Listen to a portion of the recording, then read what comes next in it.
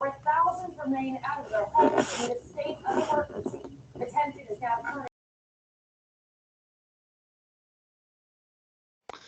All right, ladies and gentlemen, I am going to begin tonight's webinar.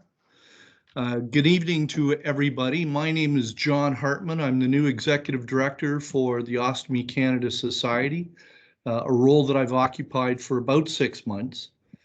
I want to start with reading something. Ostomy Canada is a non-profit volunteer organization dedicated to all people living with an ostomy and their circles of support, helping them live life to the fullest through advocacy, awareness, collaboration, and support.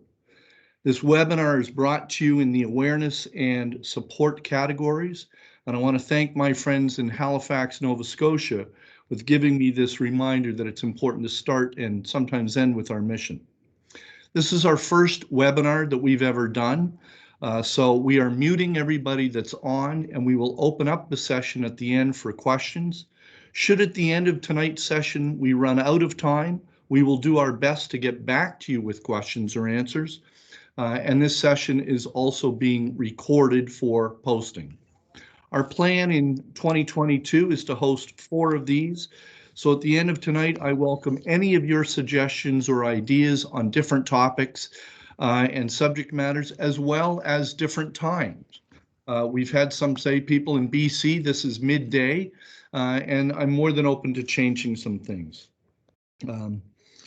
Please use the question or the chat box to ask any questions as we go through this evening, and that's where we'll get to you at the end. Today's session is called Life with an Ostomy, the Messy, the Clean, and Everything in Between. It is brought to you by Leslie Heath. Leslie Heath is a certified nurse specialized in wound, ostomy, and continence, and has practiced in both the community and acute care center since 2009. She's completed her Master's of Clinical Science in Wound Healing at the University of Western Ontario in 2012. As a clinical nurse specialist at the Toronto General Hospital, she provides consultation with treatment, recommendations, education, and advocacy for patients with wound or ostomies. Her role also entails providing leadership, mentorship, and provision of education to patients and staff, as well as program development, quality care, and monitoring. She's an adjunct lecturer at the Lawrence S. Bloomberg Faculty of Nursing at the University of Toronto, and a clinical faculty measure of the Wound and Ostomy Continence Institute education program.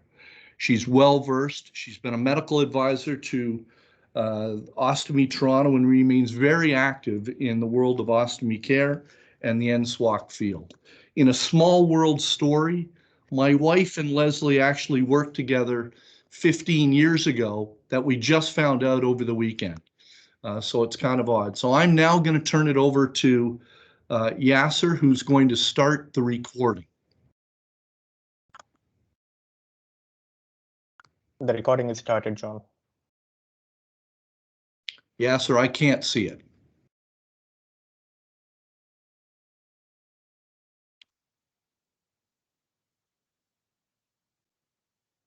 There we go. Gentlemen, thanks for being with us today. I'd like to introduce Leslie Heath. Leslie, over to you. Thank you, John, and welcome everyone to the presentation today. My name is Leslie Heath, and I'm a nurse specialized in wound, ostomy, continence, and NSWOC. And today our topic is just living life with an ostomy, the messy, the clean, and everything in between. As you can see from the picture in this cartoon, things are always unexpected. I have nothing to disclose. So today I just wanted to review an ostomy or stoma definition, reviewing the types of ostomies and the types of stomas, reviewing again the basics of routine care for ostomy, and hopefully provide you with some tips and tricks on living with an ostomy. So according to Mosby's dictionary, an ostomy is defined as a surgically created artificial opening of an internal organ on the surface of the body or between two body structures. And when we meet patients in the hospital preoperatively, it's always amazing to me that they have an imagination to think that an ostomy, when as we describe it, they think it's a plastic tube that's sticking out of them or something that they actually stick into themselves to create the opening. And they're always quite surprised to see that, as you can see in the picture, no, it's actually a piece of bowel that's been brought up to the surface of the skin. And that is how you're going to pass or eliminate both your urine and or your stool. The stoma definition is actually the end. So that's what you're actually looking at, is the end of the organ that is protruding through the wall of the skin, for example, the bowel. So there's three main types of ostomies, and these are kind of the general highlight names. So we have a colostomy, and you can see in the picture on the left, the colostomy is where a portion of the large intestine or the large bowel has been removed. And these particular types of elimination are for fecal stomas. And most of the time, because the food has been fully digested and the water absorbed, people can wear a closed-end pouch or a drainable pouch if they prefer. In the middle, we have an ileostomy. An ileostomy is made from your small intestine or your small bowel. This is where you would wear a drainable pouch, a pouch that you can empty out the bottom, because your stool is going to be a little bit watery to a little bit thickish. We say often like a porridge-like consistency. And on the far side, you'll see a urostomy. A urostomy is actually a bladder removal and a urinary diversion.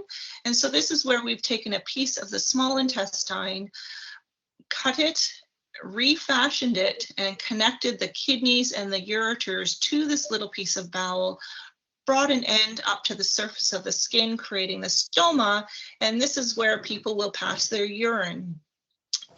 In the cases of a urostomy, their bowel or fecal elimination will be normal and not have an impact.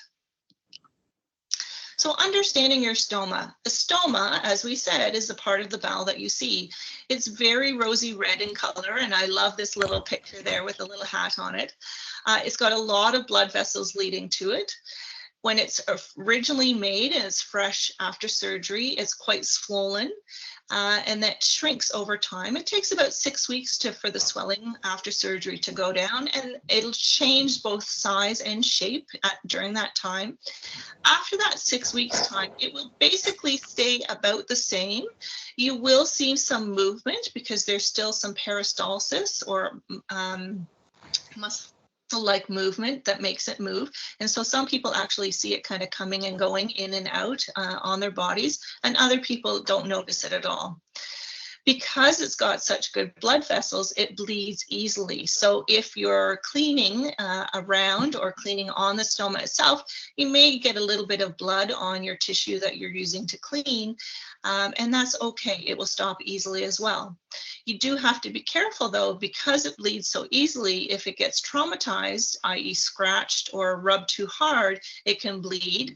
The easiest way to stop that bleeding is just to put pressure on it, just like if you were to cut your finger. There is muscle in that little piece of bowel, but it's not muscle that we can control. So the stool is going to come out whenever it's ready to go, or in some cases, it'll be the urine as well. The most important thing that people always want to know is it going to hurt? And the answer is no. There's no sensation and no nerve endings. So it doesn't hurt at all. You can be touching that stoma and you won't feel a thing. So there are types of stomas. So we have a loop. So a loop is where we bring a piece of the bowel up to the surface of the skin, and it hasn't actually been cut. There's a little mark will have been made on the person's belly or abdomen before surgery, and this is where the surgeons bring the piece of the bowel up to the surface. They don't actually have to cut anything. They bring it through the surface of the skin, and they actually kind of open it up with two little slits. So in this particular picture, you can see there's what we call a proximal end, the top end where the stool is actually going to come out, and the bottom end or the distal end. The top end or the proximal end is where the stool is going to be coming out. And again, you have no control. The bottom end is where mucus comes out, and this just allows a little bit of the excess mucus the bowel produces to come out. This is often created for sometimes permanent, but most often temporary stomas. And the reason the surgeons create this is because it's easier to close and there's much better blood supply. So the other type of stoma is an end ostomy. And so this is where the surgeon brings the end of the bowel up through the surface of the skin, and they've actually cut the bowel previously. They turtleneck the bowel open, and then they stitch it to the surface of the skin. So you've only got one opening or one end coming out. This is again for fecal stomas, and this is where your stool and mucus pass both from the same opening, so you don't notice the difference. And it looks exactly the same for the urinary stomas, for the urostomies as well. These are mostly made for permanent stomas, but on occasion can be made for temporary stomas as well. Third kind is something called mucus fistulas, and we don't see these very often. So it's not an end, it's not a loop. It's kind of what we call, actually in our world, a double barrel. So you've got two ends, and the surgeons usually try to make them on opposite sides of the body, or at least a bit of a distance away, so that it makes it easier to pouch and put the ostomy appliance over top. And this is usually done if the bowel is very fragile or bleeds very easily, and it's not safe to leave the other end that's not being used inside the body, and it's actually safer to bring it up. You will still continue to pass stool through the one top stoma, where that is the proximal limb, so where the stool is coming out, but the bottom one will just be mucus producing again. And most people will wear a pouch on that just for the first week or so, and then after that they can wear something as simple as a dry gauze and a piece of tape on the mucus fistula. So one stoma end will have a pouch and the other one will just have a little dry dressing. How long will people have the stoma? So it depends. Some are permanent and they're not reversible. And people will live with them lifelong. And some people are actually quite excited about this, depending on what the reason for the stoma creation was. Sometimes it can be life-altering and life-changing in that if they've had a lot of pain, a lot of frequent diarrhea, in the case of inflammatory bowel disease, this is removing that inflamed bowel and actually giving them a new lease on life, getting their sense of life back again, so they're not sitting on the toilet all the time and not in pain and sick all the time. For other people, it's a result of a cancer surgery, and again, this is life-saving, life-altering, prolonging life. So it's not necessarily a bad or a dirty thing, and we're really trying to break that stigma. For other people, it may be temporary. Oftentimes, it will be reversed, usually within 3 to 6 months after the initial surgery. And it depends on whether the patient would have to have any other types of adjunct therapy treatments, for example, more chemotherapy or radiation after the initial stoma creation. Sometimes, again, they'll create or leave a stoma in place if it's been a fistula repair, and that would be again temporary, let the bowel have time to heal, and then come back in and close up the ostomy, reverse the ostomy at the end. So again, whenever the surgeon tells you, 3 to 6 months, it all depends on your treatment, and the healing time is always varied. And so what the surgeons will do is they'll bring the patients back in to be examined and reviewed and to do some more tests to see that everything is healed, all the inflammation and swelling from the surgery has gone down, the bowel looks healthy and ready to have the surgery. Your safety is number one in the surgeon's mind. So what does a stoma look like? Right after surgery, it's red, as we said, because it's got really good blood supply. It's moist because it's mucus producing. It's shiny. It should stick out or be really well budded, as we call it. And again, we said it's going to be very swollen for that first 6 weeks after surgery. So in this particular picture, it looks quite big, and I can understand a person would be like, "Oh, that's awfully big," but it will shrink down to be a little bit more of a manageable size as the swelling goes down. And the size depends on the patient. So I often get this question when I'm talking to patients before surgery is, well, can they control how big they make it? The answer, unfortunately, is no, because it depends on the size and the type of the bowel that's being used. And again, the size and the shape changes over the course of the 6 weeks as the swelling goes down. The type of output coming from the stoma is going to, of course, depend on whether it's a fecal stoma or a urinary stoma. So an ileostomy is often created, and as I said before, this is made from the small intestine. So the food that has been taken in through the mouth, down the esophagus, through the stomach, travels through the small intestine, where the food is ground down by the walls of the muscle, kind of like a mortar and pestle. The nutrients, the vitamins and the minerals are released, and the water in the small intestine helps to absorb those nutrients into the wall of the small intestine. By the time the food gets to the end of the small intestine, it's just waste or garbage, and so now we're going to call that stool. So it's still a little bit liquidy, so the output will be watery to start, and then as the person will eat food throughout the day, it'll help to absorb some of that water, and it'll be thick, almost like a pasty or porridge-like consistency. The indications for this type of surgery are for ulcerative colitis, so inflammatory bowel disease, often various types of bowel cancers, necrotizing disease, diverticulitis, trauma, Hirschsprung's disease, and sometimes if there's other kinds of obstructions or fistulas and they need to do a creation of a temporary ileostomy to let the surgical area heal, and then they'll go back in and reverse later on. So this is typically seen in the right side of the abdomen, and it's again constructed from the end of the ileum, which is the end of the small intestine. Again, it sticks out, or it's budded, it protrudes out. The fecal matter is, as we said, liquidy to thickish. It tends to be quite corrosive to the skin because it's got a lot of digestive enzymes still in it. And so we have to be really careful that if the ileostomy pouch leaks, that you change it right away so that you don't have that corrosive stool sitting on your skin.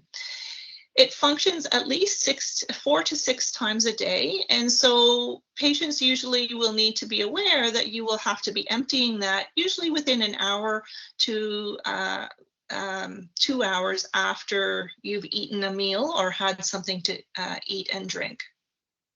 Normal output of this is about 1 liter to start with. When you're fresh after surgery. And for most people, it can go down in amounts anywhere from 500 mils to 1 liter again per day. A colostomy is created from the large intestine or the large bowel. And the indications for this, again, are bowel cancer, diverticulitis, Crohn's disease, which is the inflammatory bowel disease, and again, diversions from other things such as obstructions, sometimes for babies if they're born with an imperforous anus, and they can be created as a diversion from trauma to the anus and or rectum. So in this particular case, the stool is going to be normal and thick and regular and formed, because the food will have traveled through the small intestine, through the large bowel or the large intestine, and around and out. So all the vitamins and minerals and nutrients will be absorbed. All the water will be absorbed in the colon or the large intestine. And so the stool will be more normal and formed, and people will develop resume, I would say, a more normal, regular bowel pattern. So it can be predictable and regular, just like pre-disease. So again, the colostomy is red, it's moist, it sticks out a little bit. This is on the left-hand side typically of the abdomen. It's usually an end. On a rare occasion, it can be a loop, but usually an end. And as I said, it's usually fully formed, regular, predictable bowel movements. It does produce gas, as all stomas of the fecal type will produce gas. Because everything is well digested and the water is absorbed, there's no special diet after having a colostomy. A urostomy. So this is a little bit different, and this is a little bit more work has to be done to kind of reconstruct the bowel, as we say. So the indications for an ileal conduit, as we call it, and I always say ileal conduit is basically just like a new tube inside. So the indications are for bladder cancer, neurogenic bladder, bladder malfunctions, trauma, people living with multiple sclerosis so that they don't have to be living with incontinence, that it gives them a little bit more control, and congenital anomalies. And so what happens here is the bladder is actually removed. We take a piece of the small intestine, usually about 6 inches or so of the small intestine. The small intestine is stapled back together again, so bowel function is resumed as normal for these patients. And they take that piece of small intestine and they attach the ureters, which are the connecting tubes that come from the kidneys, down to this little piece of bowel, which we're now going to call the conduit, or as I say, the connector. And then they bring the other end up to create the stoma on the outside of the body. It's very often on the right-hand side. And so as you can see in this picture, you have no further holding area for the urine in that the bladder is completely gone. So people living with a urostomy will have a constant drip, drip, drip, drip, drip of urine out through the stoma into their external pouch. And so we often say that the external pouch is their new bladder.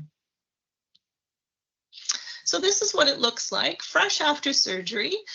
Patients will have 2 stents inside going into the stoma, which will allow for the swelling to go down. Those stents are removed 4 weeks after surgery, and then you'll just have the normal looking stoma.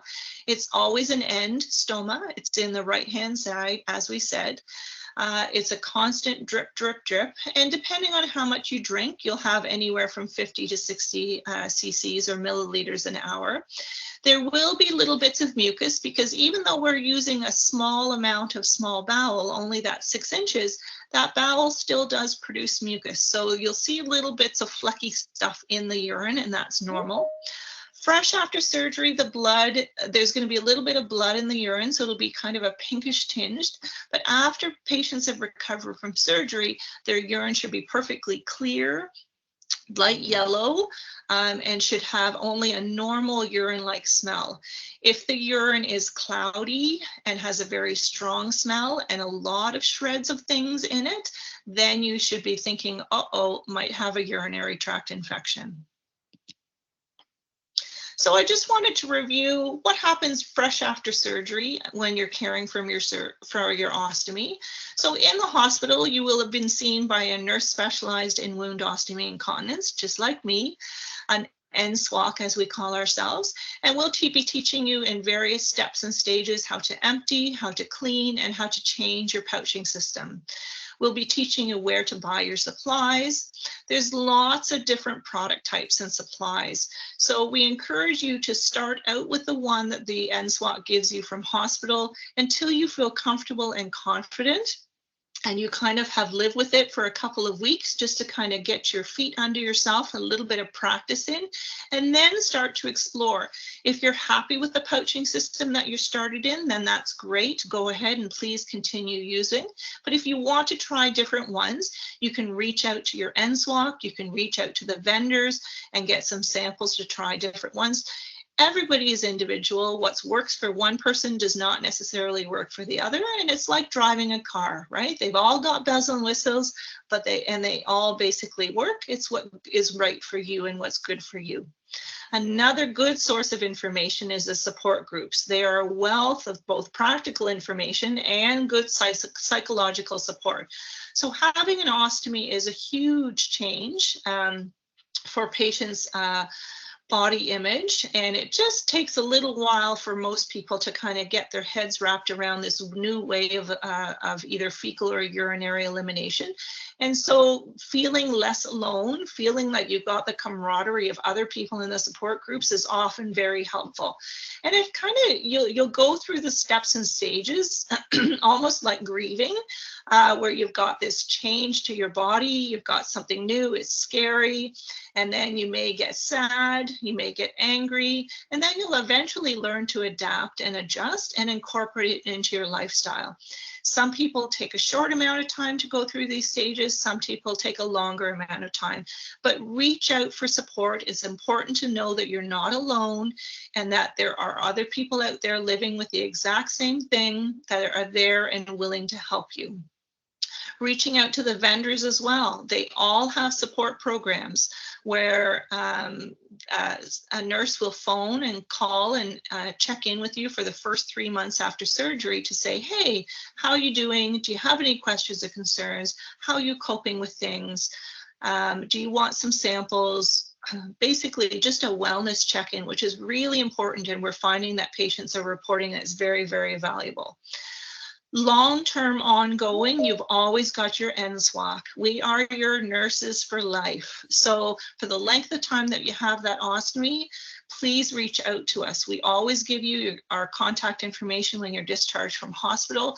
We have people reach out to us months after surgery, even years after surgery, and we're thrilled to hear from you. It's very important to know that you've got support and that you're not alone, and that if you're having skin issues or leakage issues, those are not necessarily normal and they need to be looked at and brainstorm to see what we can do to help make life better for you. So what is normal? So for fecal stomas, people with ileostomies and colostomies, you're still going to be finding that you pass a little bit of mucus from the rectum, unless of course the rectum's been removed.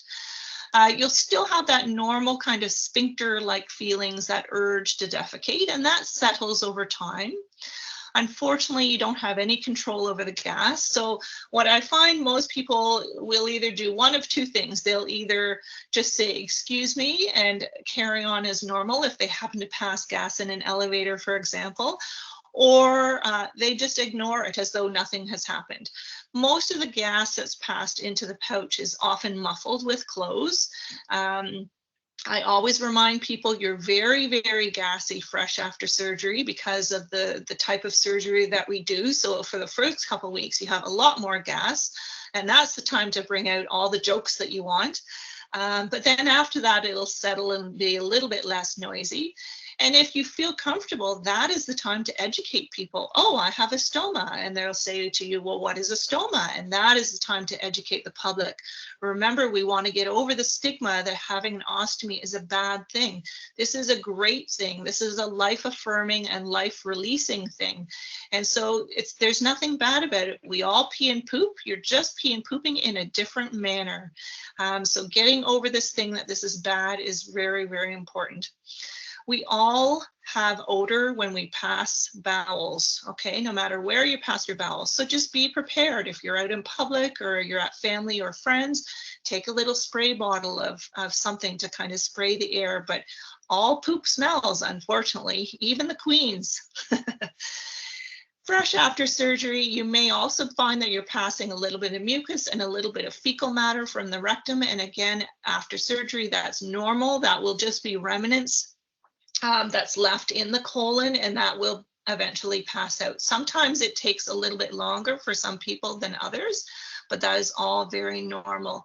If you are experiencing things that you're not sure about or you're worried about, please reach out to your NSWOC or your surgeon.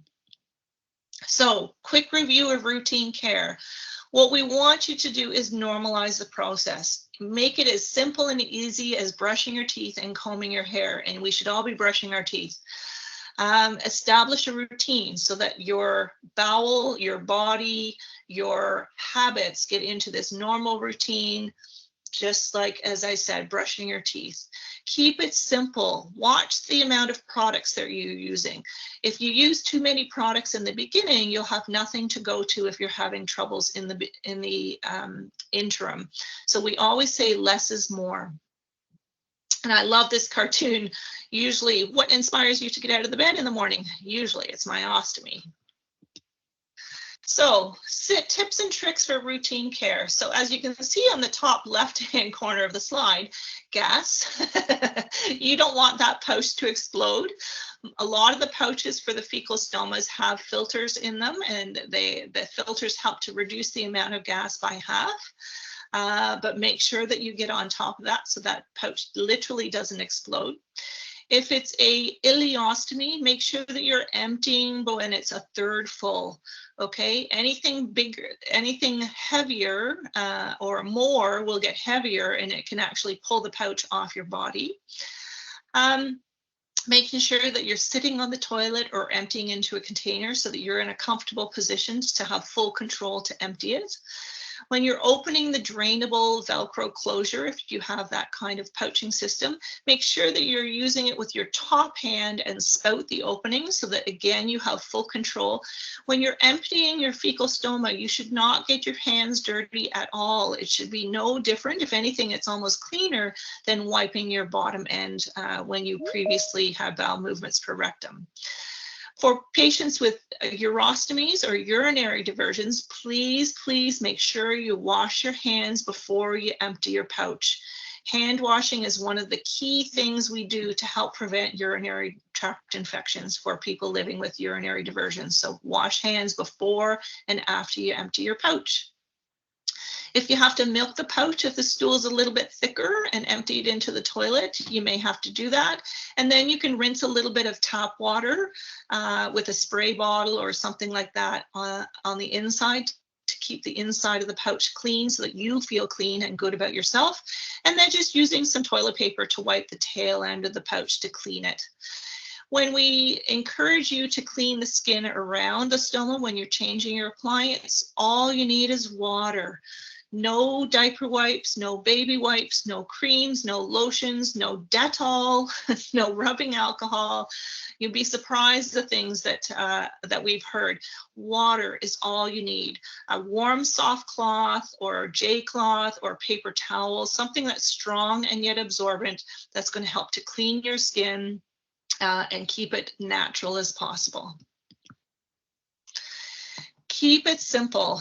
In the hospital, when you're fresh after your surgery, we'll start you out with, as I said, pouching systems. And if we feel that you need, other accessories like rings or paste and things like that, when you go home, the home care nurses or the visiting nurses will often offer you and suggest you other accessories. Again, ask questions. Do I really need this? What is it for? Does it make sense for me? Really keep it simple. Again, if you're having difficulties, you may need to be using some of these different accessories, but if you're not, keep it as simple as possible, both from the complexity of when you're changing the pouch, but also the cost of all these accessories add up. So do you need the adhesive remover when you remove the pouch and it's got a little bit of stickiness on your skin, or can you just rub it off with your cloth?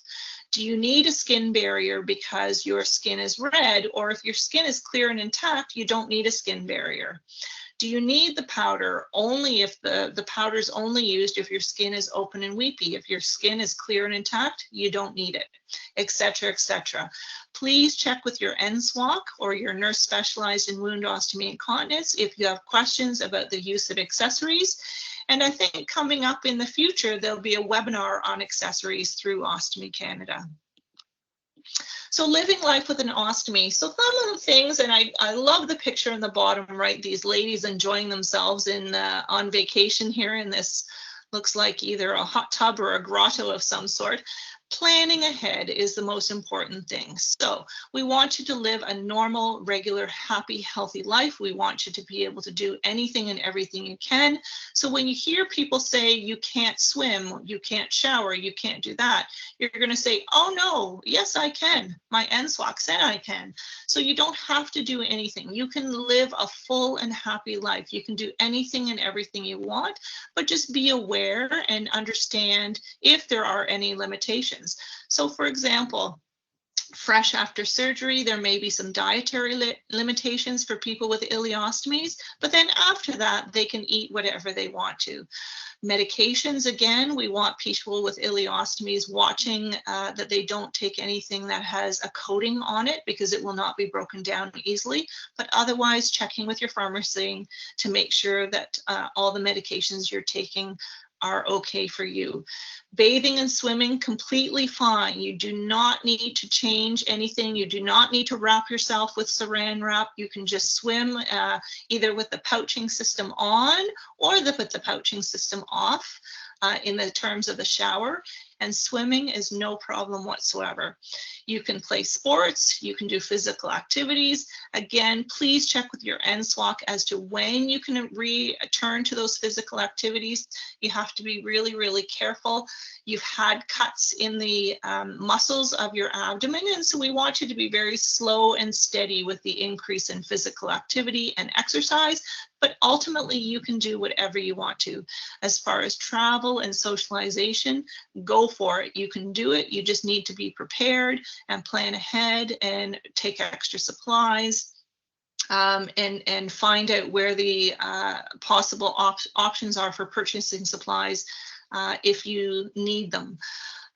We had a lovely, lovely lady with Ostomy Toronto who always tells a story of when she went traveling in New Zealand and she was out in the middle of the bush somewhere and she had to empty her ileostomy and she literally used a leaf of a plant to help clean herself. But she said, you know what, I did it and I got back in the Jeep and away I went.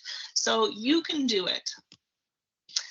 Quick reminder for dietary recommendations for patients living with ileostomy and urostomies, make sure you're drinking enough water, okay? You can have your coffee and tea, but no more than 2 cups of caffeine-based drinks a day, and that includes pop. But water is your best friend. Making sure you're well hydrated, making sure that you're replacing any fluids that you're losing. For an ileostomy, people will be on a low residue diet for 6 to 8 weeks after surgery, and then they can reintroduce the foods back into their diet. Just remember to cut them up in relatively small pieces, but the biggest thing is to chew your food well. You want that food completely chewed so that you don't have chunks coming out of your pouch. People with ileostomies do not require stool softeners or laxatives. So if you're prescribed these things, put your hand up and ask the question, why do I have this? People living with a colostomy can eat and drink whatever they want to. There is no restrictions. You can get constipated with a colostomy though. So again, making sure that you're drinking enough fluids and having enough fiber, and people may need to go on bowel stimulants to help keep the bowels moving regularly. So here is my big slide on tips and tricks. Okay, we're getting to the end of the presentation, but this is the good stuff, what I really wanted to share. Living with a normal life with an ostomy. So big ones, don't wait to change your appliance when you're leaking. We don't want any urine or stool getting on that skin and breaking that skin down. So change your appliance as quickly as you possibly can. Always take a going out kit with you so that you've got it no matter where you go, whether you're in the grocery store, you're at a friend and family's place. Always have an extra pouch and clean change of clothes with you just in case. When you're emptying your fecal stomas, especially the ileostomies, if you float a couple pieces of toilet paper on the water before you empty the ostomy into the toilet, it kind of helps absorb the splash a little bit, so it doesn't make quite so much of a mess. So just 2 little squares of toilet paper floating on the water before you empty your ileostomy into the toilet, and it absorbs it a little bit. Again, as I previously said, don't use the liquid barrier wipes or sprays unless it's absolutely necessary. If your skin is clear and intact, you don't need it. Lubricating deodorant is a wonderful thing for people living with ileostomies. Again, it helps to lubricate the inside of the pouch so that it's slippery and slidey, so that the stool, as it gets a little bit thicker and porridge-like, can fall into the pouch more easily. And it creates a little bit of a deodorant. For those people that are fragrance sensitive, there is a brand out there that is fragrance-free as well. Timing is everything. When you're going to change your pouch, make sure you do it either before a meal or several hours after a meal, so that when you change your appliance, your stoma is going to be as quiet as can be. For people, again, living with ileostomies, the marshmallow trick is often helpful. So you can have 2 to 3 marshmallows about half an hour before you're going to change your pouch. And this is for people that tend to have really watery stool with ileostomies, but the marshmallows slow the production of the stool, and they're eventually absorbed and broken down, but it just slows it enough that you're quiet during the time that you're going to be changing your pouching system. Some people do this on an as needed basis, and some people do it all the time when they're changing their pouch. For people living with urostomies, having a little rolled piece of paper towel, or a paper towel hat we call it, or even some people like to use a tampon to hold on top of your stoma to absorb that urine while you're cleaning and drying around, because before you apply that flange, you need to have that skin perfectly dry, and that way it'll prevent the dripping and the leaking without you realizing it. So that's a good little tip to kind of keep that urine soaked up and away from your skin.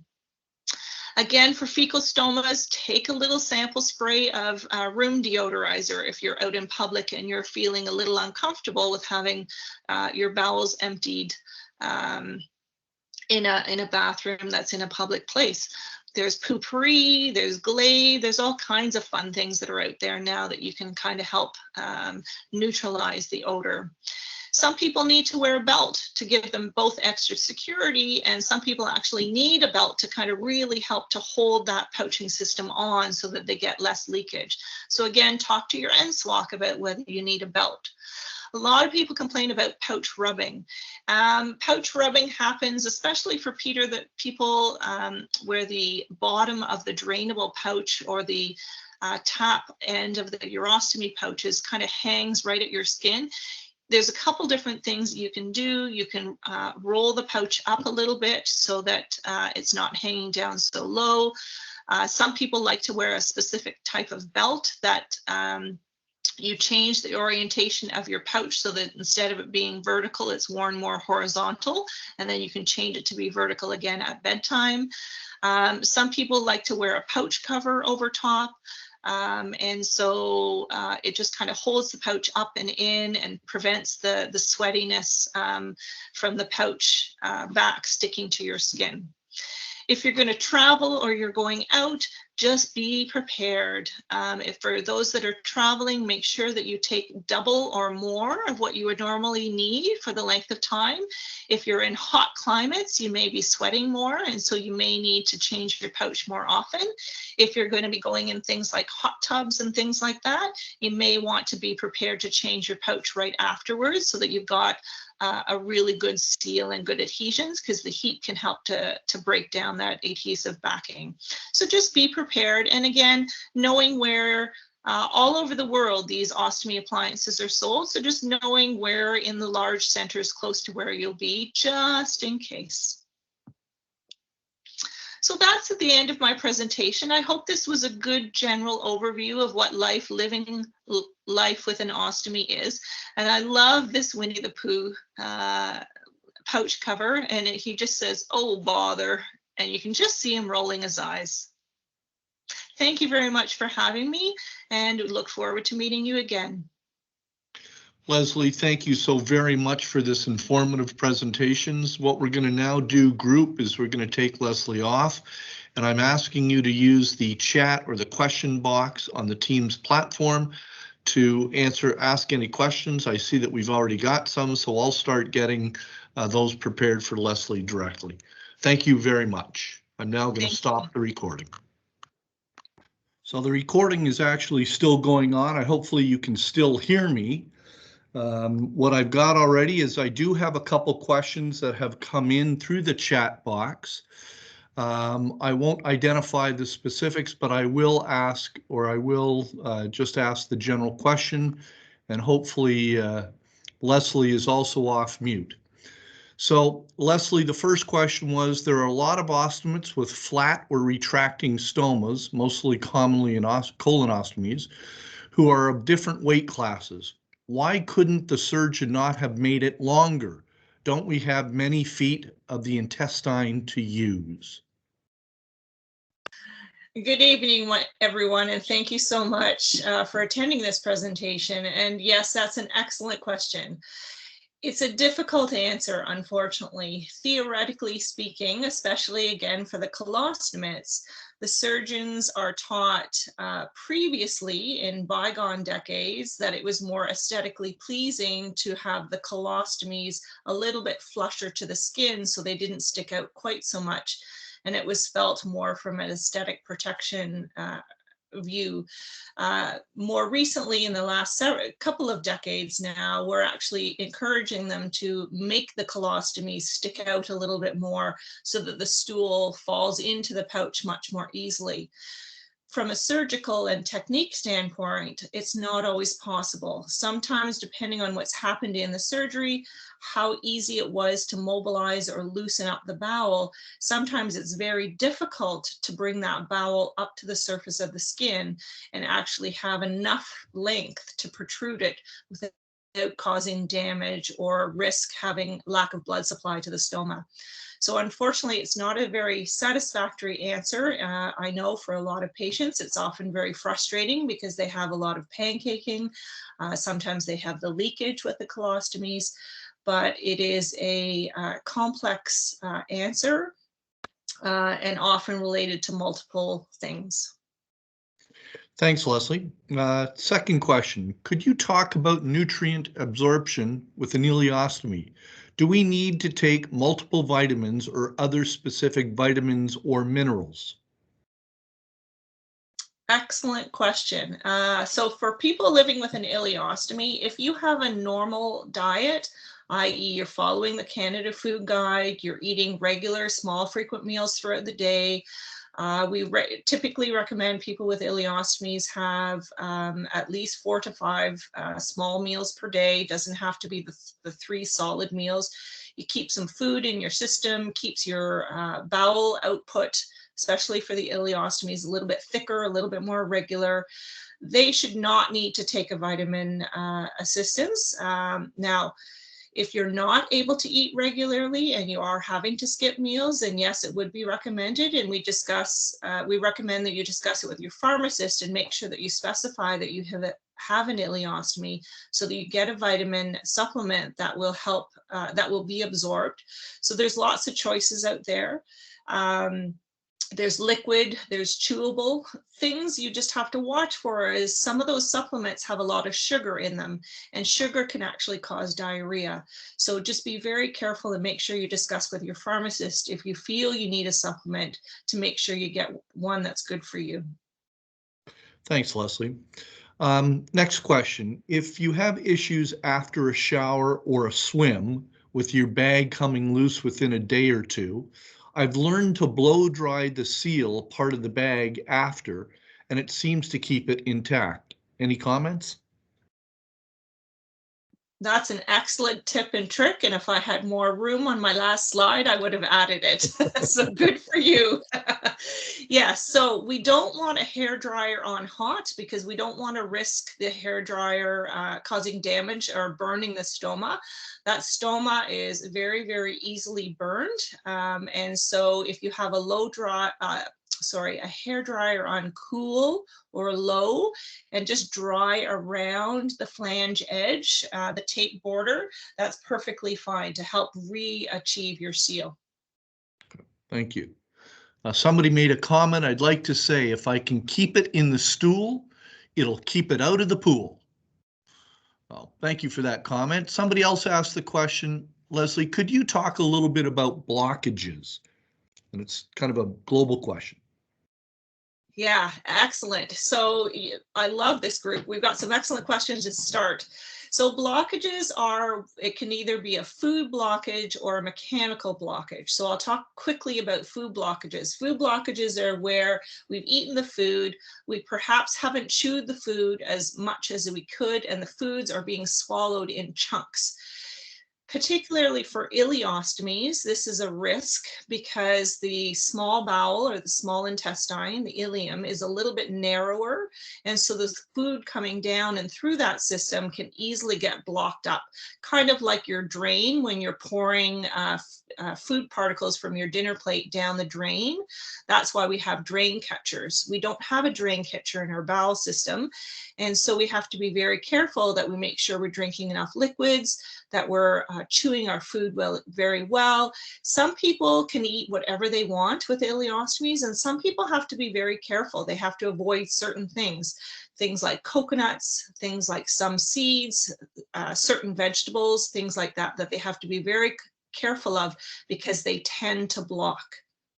Mechanical blockage is more if the bowel is twisted or turned, or you get swelling in the bowel from whatever reason. It may be disease progression or an infection of some sort.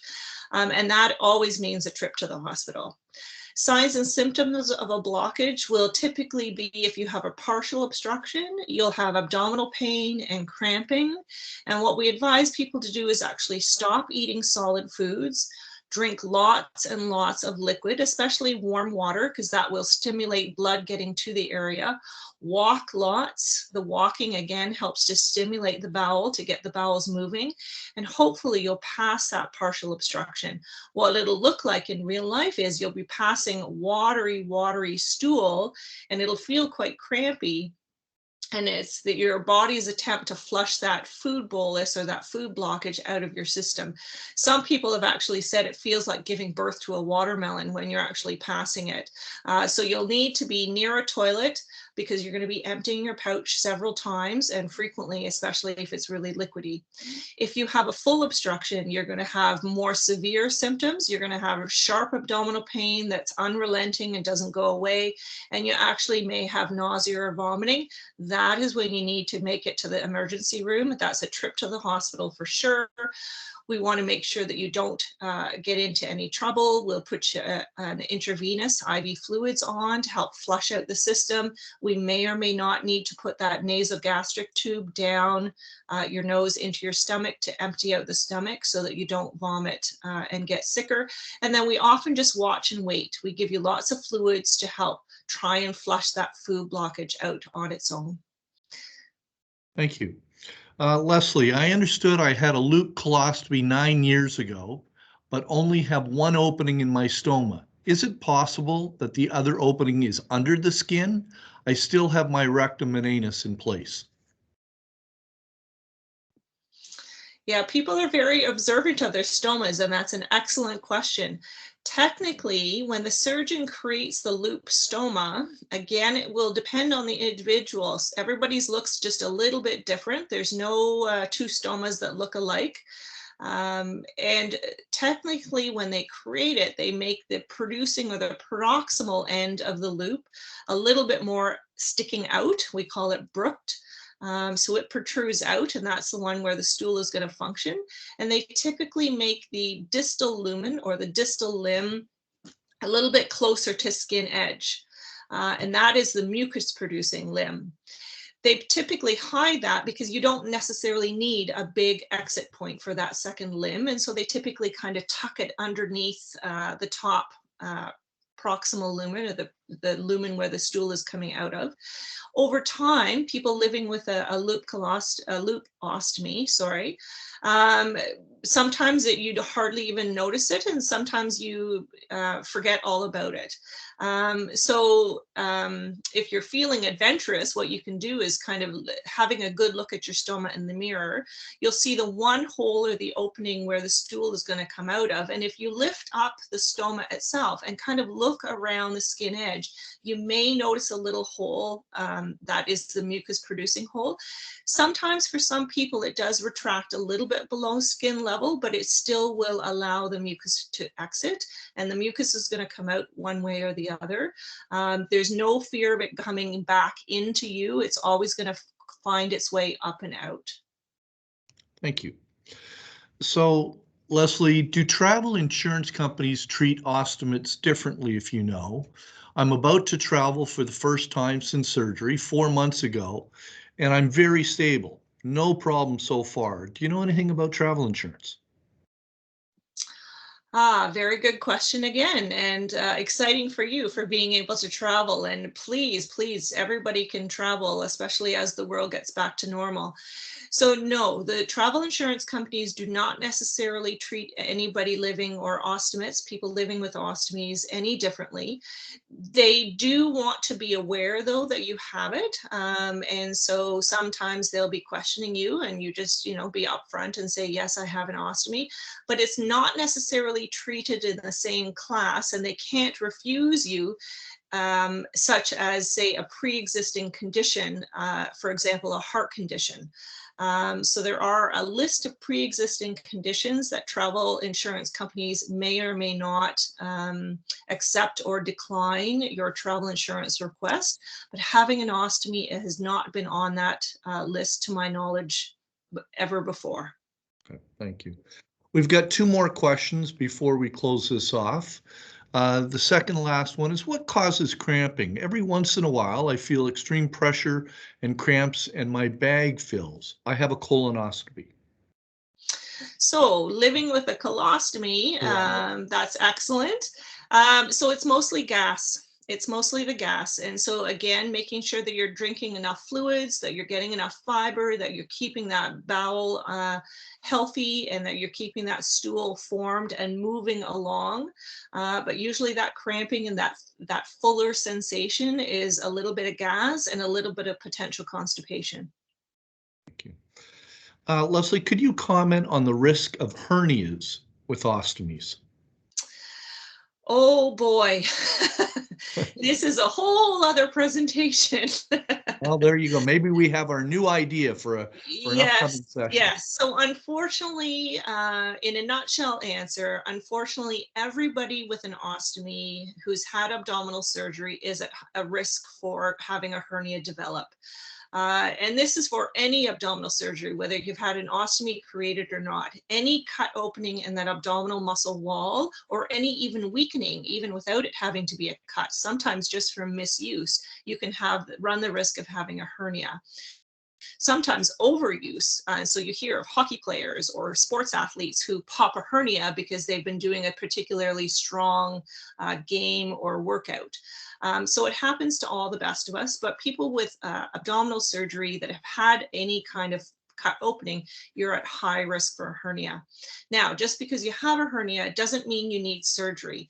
If the hernia is present, yes, it's awkward, and yes, it sticks out. And so again, we encourage you to go back and see your NSWOC and or your surgeon, but mostly your NSWOC, who will fit you for a hernia support belt. And that just kind of holds that hernia in, gives you support so that you don't feel the heaviness of the hernia, and prevents it from hopefully getting bigger. From a surgical standpoint, the surgeons will not necessarily operate on that hernia unless it's actually causing difficulties or problems like obstructions. Once you have a hernia, you have a high risk of recurrence. And so it would take a lot of issues from that hernia before the surgeon would actually undertake a hernia repair, because you have a high chance of it coming back again and again and again. There are new surgical techniques that are being developed to prevent the hernia from being created in the first place, and also treating the hernia if you do have to have a hernia repair. But prevention is key. So working with your NSWOC, avoiding the heavy lifting for the first little while, and then getting those abdominal core muscles back into shape with some exercises keeping fit and healthy, and hopefully you can prevent it. But the other thing I just want to say is hernias can develop at any time. It's not necessarily fresh after surgery. It can happen in 2 years. It can happen in 5 years. So good body mechanics when you're doing activities is very important. Excellent. So Leslie, I'm going to begin to close off this evening, but I'm going to close off first with one comment from somebody. He said, "Thank you very much for this webinar. It was terrific and looking forward to the next one." So I believe that's really a testament for you, Leslie, about your presentation and your answering questions.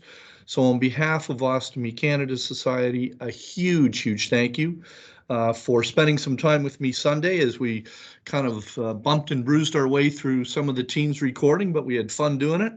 I also want to thank the nearly 65 people that are with us this morning or this evening. It actually is a strong indication that we might be on the right path to be able to respond and provide you support and Q&A for these sessions. So again, I welcome any new ideas.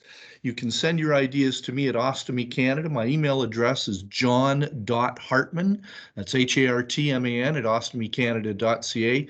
Anytime. We hope to have 4 of these next year, most likely in January, April, July, and October. So send us your ideas. The other person that I want to thank is kind of behind the scenes, and this is an individual that gives us great confidence. His name is Yasser Nadeem. He's not only our webmaster, but he's also been a great asset to the organization and for us this evening. So again, on behalf of Ostomy Canada, thank you very much for giving up some of your time tonight. Leslie, again, our sincere appreciation. I have committed that I will get you and my wife connected at some point in time. Excellent. God bless everybody, and have safe and be well in your journeys. Thank you very much, and take care tonight. Thank you. Go Leafs, go. Bye, everyone.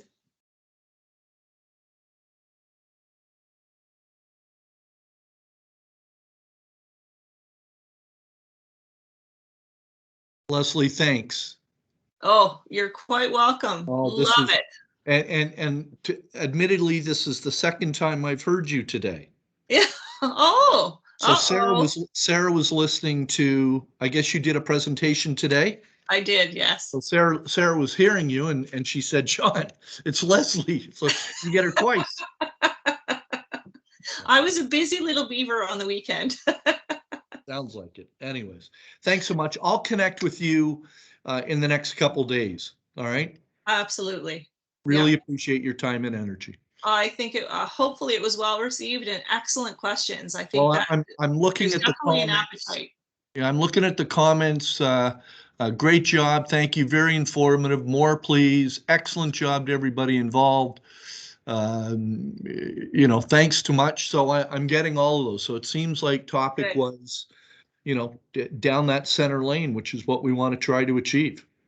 Excellent. Well, thank you so much. And thank you for taking on the executive position. Ostomy Canada is a fabulous organization. And I look forward to doing some more presentations with you.